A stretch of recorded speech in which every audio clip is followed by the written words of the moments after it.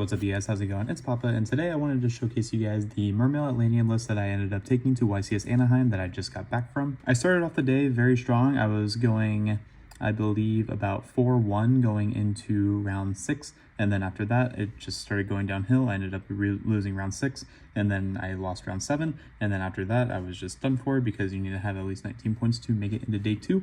And once you go X3 at a YCS, then that essentially means that you cannot top it. Now, there wasn't really any issues with the deck. The only issues that I had was that basically what I had lost to throughout the tournament were cards that I just couldn't really play around. For example, one of the mouse players I played against, he ended up drawing Shifter Fuwalos game 3 in our round 6, I believe it was, and after that I just couldn't do anything about it, so I didn't draw the cross out for either card, so basically it is what it is there. And then when you lose die roll with this deck, odds are you're probably not going to be able to come back from it, so it is just kind of hard to play around that. And then also, if your opponent has about 3, maybe 4 hand traps, which happened a lot more than I thought it would, then this deck also just cannot play. And for those that don't know, we also got a ban list at the end of the YCS. I am recording this right after the YCS has concluded, and I thought I'd go ahead and showcase you guys the list anyway, because this list is still very viable the way that it is, even after the ban list. I do want to try playing a couple other cards in this list after the new ban list, but for the most part, this is still a very solid list. But before we do get into it, I want to go ahead and ask you guys to please subscribe for more Yu-Gi-Oh content, because if you like and subscribe, it lets me know that I'm doing something right. Also, now that the YCS has concluded, I can go ahead and start making more content, and especially now that we have a ban list, I can go ahead and start updating more decks for you as well, because, I mean, I was probably going to be doing my ban list prediction list after the YCS was over, but now that we have a ban list, I don't have to do that anymore, so I can just go ahead and start uploading matches. I can upload new decks, other kinds of the contents that you want to see. Just let me know in the comments down below. But starting off the list, we did play 3 copies of Neptibus, the Atlantean Prince. This is definitely the best card in the deck, and you do have to be maxing out on it. Since I did anticipate a lot of hand traps in the format, I wanted to go ahead and bait the hand traps as much as possible, so I opted to play 2 copies of Deep Sea Diva as well, because essentially when you normal summon this is a hand trap magnet, and if you have a hand to keep extending, then this is probably your best normal summon, because this basically 99% of the times ate a hand trap, and then after that I was able to go ahead and keep comboing out from there. So this is basically there for bait. If you are going second, these are 2 cards that you can easily side out. So basically the card did exactly what it's supposed to, and when it did resolve, it was getting Neptibus anyway, so I just opted to go ahead and bait hand traps with it, and I do not complain. The card was great all weekend. Neptibus was of course amazing all weekend, so I opted to play these 5. And of course for support, we do play 3 copies of Atlantean Dragoons. I'm sorry, they are not ulti. For those that don't know, I am a father. I have 2 other mouths to feed, otherwise these would definitely be ultimate rare, so I am sorry. And then one of the best cards to complement it, I played 3 copies of Shadow Squad. The card is absolutely insane for what it does. You definitely want to be maxing out on it. You don't need to side any of these out because these are all engine, and basically the more water cards you have in your hand, the better. I mean, as long as it's paired with some kind of discard, but these are definitely some of the best cards that you can send in the deck. They just do so much for you, and they make your opponent fall behind really quick, so you have to max out on these. Obviously, one of the better cards in the deck was 3 copies of Abyss Rhine, not Shrine.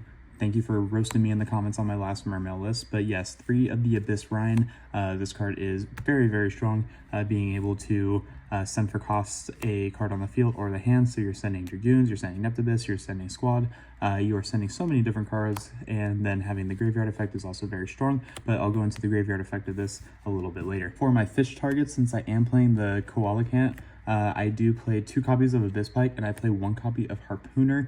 Basically, the reasoning behind this was I didn't want to play a 3rd Abyss Pike because you can brick on this, and if you don't have anything to pair it, like a discard with it, then it does kind of suck, and this does not feel good as a normal summon either, so you definitely don't want to be drawing too many of this. I felt 2 was just a really strong number. And then the Harpooner was in here because it is a level 4 water tuner, and then its effect to be able to summon itself and then send the other cards to the graveyard does come up a lot. I was able to send Dragoons off of this a lot of the times when I do draw it, so it doesn't feel too bad when you do, but you also don't want to be drawing it. And then the effect to negate a face-up card comes up every so often, but most of the time it doesn't happen because you're using it turn 1 anyway, but if it does happen, then it's very strong. If not, no harm, no foul. But yeah, we do play the 3 fish. And then the last Atlantean I play was 1 heavy infantry. You can add this card back off of Toad, so you don't really need more of it, but you're mainly just using this to discard during your opponent's turn off of the shrine.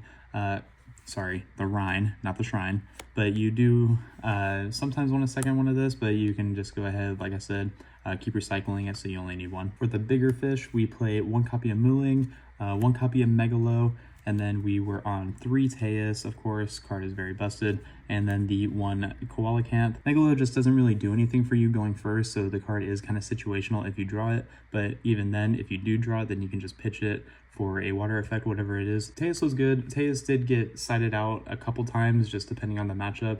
Basically, when you needed to fit more cards, then this was just the easiest one to let go of since you play 3 of it. But I do like this lineup. I don't think I would really change it. Even going second Koalacanth, it was really good because you're playing a Biskeeper in the extra deck, so it doesn't really hurt too much if you draw it, but card is very great and it's 2800 attack, so it's nothing to sneeze at. And then last of the main deck monsters, we do play 3 copies of Deep Sea Minstrel.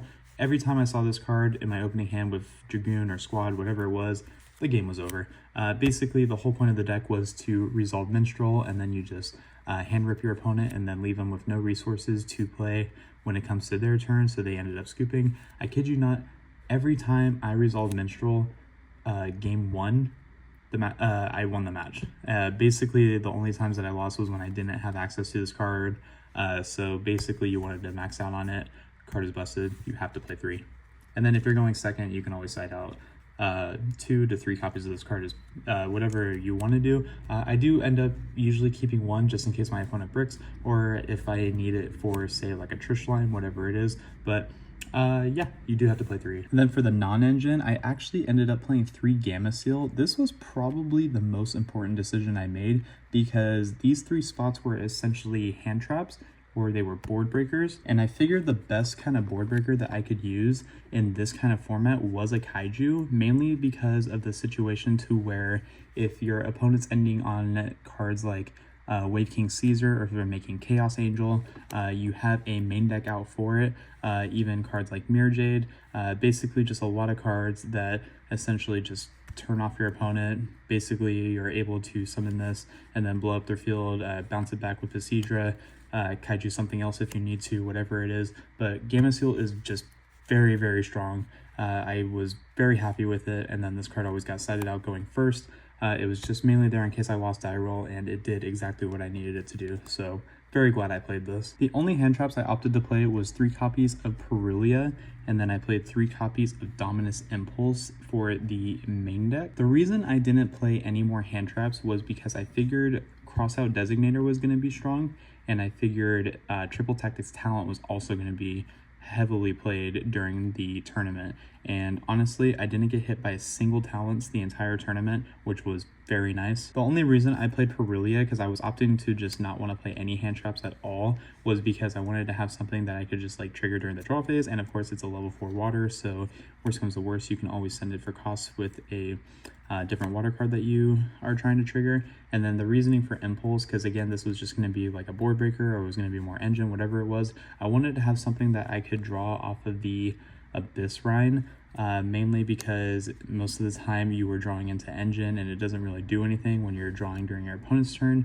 And if you're not drawing like a hand trap or any other kind of form to interrupt, then you're essentially drawing into nothing and your opponent's probably going to kill you anyway. But I was very happy with these. I think moving forward, if I wanted to play this deck again, I would probably cut the Impulse, as sad as it is to say, and I would play probably the Fualos in the main deck, mainly because I did end up losing most of the games that I did lose because I had no kind of card advantage. So basically, the more cards that Mermail has in its hand, the better, because it's mainly just engine that's going to be killing your opponent, and they're going to waste all their materials, all their resources, whatever it is, just to try and beat you. And they don't, because you're playing Mermail. So yeah, just the 6 hand traps. And then since I was trying to hand rip all weekend, I did play 3 copies of Talents and 1 Called by the Grave, mainly just to bait out all kinds of hand traps, basically punishing my opponent. Even if they hand trap me and I still had full combo to go ahead and hand rip, then Talents just took another card out of the hand.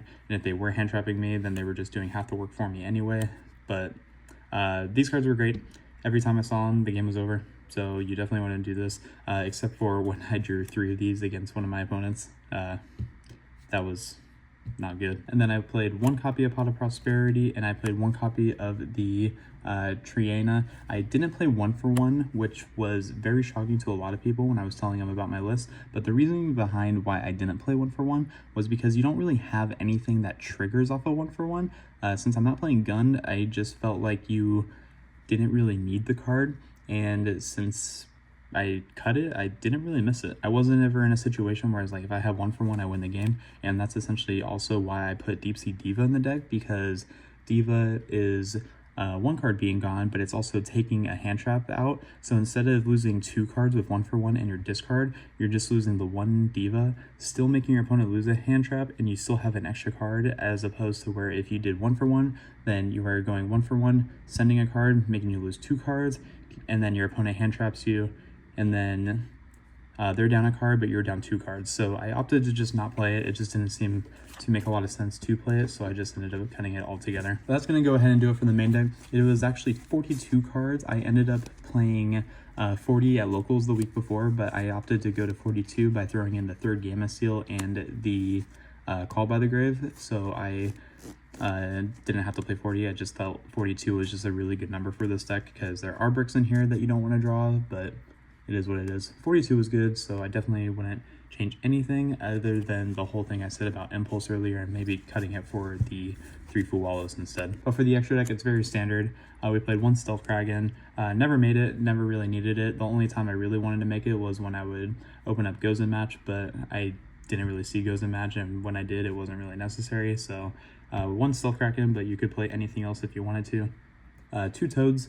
Second Toad came up a lot. I actually ended up using one of these to link, that way I could get a card back, and it basically won me the game from there, but I still ended on the other Toad anyway. So 2 Toads definitely necessary. 2 Bahamut Shark. You could probably play 1 if you wanted to, but having this in the grind game to summon the other Toad for more interruption is just too good not to want to play. And then I played 1 Dweller, 1 Passidra, a card with MVP all day, and then 1 Gaios, which was probably one of the least summon cards that I used. I mean, I mainly used this to make the Passidra, and that was basically the use for it. But that's it for the Xyz monsters. Probably one of the coolest cards I played was the Haggard Lizardess, mainly because it's a water, and then being able to get that extra draw was really good because it got me into cards that got rid of other cards in my hand, or it got me an Neptibus, or it got me a hand trap, whatever it was. Card was very solid. I think I will keep playing this moving forward. Card was very good for me. And then 1 Abyss Keeper. Card comes up every now and then. It's mainly if you open Koalicant, and I did, and I used it to summon the Koalicant, and then basically the game was over from there. So pretty good. 1 Coral Anemone. Card is very strong. 1 Neptibus. Card is very good, makes all your stuff protected. 1 Zealantis. I didn't pull off the effect to bring everything back, mainly because when I do make this card most of the time, I have already used the anemone, so I couldn't really make it, but it's still there just in case you need to. And then the only 2 synchros I played were Dragite and Trish, mainly for hand looping, and Dragite for the interruption that your opponent may draw into during their turn 2. So very good cards. Moving on to the side deck, this is a very standard, I want to say. I mean, I didn't really know too much because, like, I wish the side deck was 20 cards, but unfortunately we only get 15 because there was a lot of cards that I really wanted to play, but I ended up deciding on this.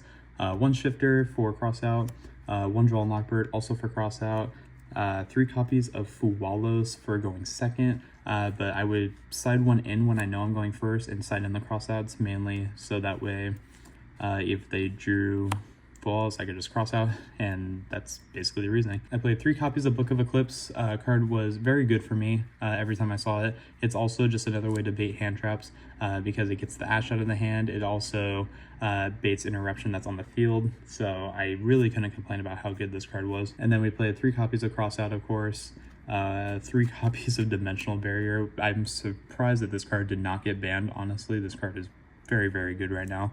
And then I played 1 Gozen Match. Didn't really see it. Again, cards that won, this probably could have been like Feather Duster or something, but it was just the 15th card. But yeah, guys, that is going to go ahead and do it for the deck profile. I know it was a lot. I know I kind of talked for a pretty long time, but honestly, the weekend was a lot of fun. I think it was very successful, being able to see a lot of old friends that I haven't seen in a while, being able to meet a lot of you guys. I was giving out field centers for those that didn't know. The best way of finding out about stuff like that is by following me on my Instagram, which is in the description of every video that I post. So if you ever want to be up to date with me and know what's going on for the channel, please go ahead and check out that page. That is also the best way to reach me if you have any ideas or things that you want to see. But other than that, guys, yeah, this has been Papa, and I really do like this deck a lot for the upcoming format, but let me know what you guys think about it, and I will catch you all in my next video.